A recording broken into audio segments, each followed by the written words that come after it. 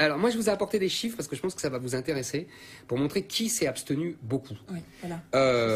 Les 70% des 18-25 ans, 72% des 25-34 ans, 69% des ouvriers, 66% des employés et 77% des artisans, commerçants, petits patrons. Donc, en fait, qui s'est abstenu le plus? Les couches populaires et jeunes. Oui, qui avaient voté non. J'oublie les jeunes. Je parle le social. Je parle des couches populaires et petits patrons, c'est-à-dire c'est la France du non de 2005 et de 1992 d'ailleurs, les deux référendums.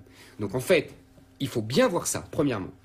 Deuxièmement, je pense que, et c'est une de mes convictions ici, je pense que l'Europe a servi depuis longtemps, depuis en tout cas 20 ans, aux élites pour se débarrasser de l'électorat populaire et du peuple, entre guillemets. Et là... Et vous voulez dire pour prendre des décisions? Oui, absolument. Prendre des décisions sans tenir compte exactement, de la démocratie. Populaire.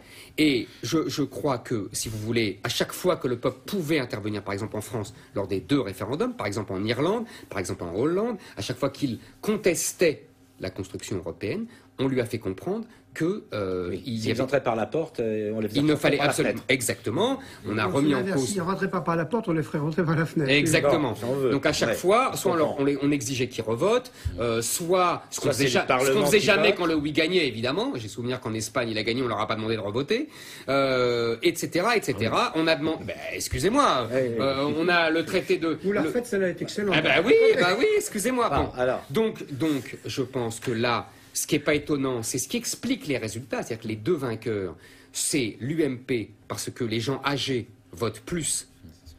Donc, ils ont voté UMP massivement.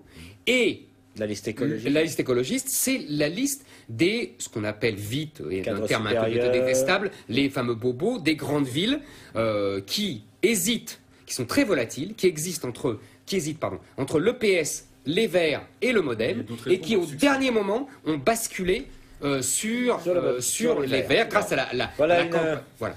20% des abstentionnistes ne sont pas allés voter pour manifester leur désaccord avec la construction européenne. 22% parce qu'ils ne voyaient pas de différence entre les différents partis, enfin les différents programmes, et 36% parce que ces élections n'avaient aucun impact sur la situation en France. Voilà.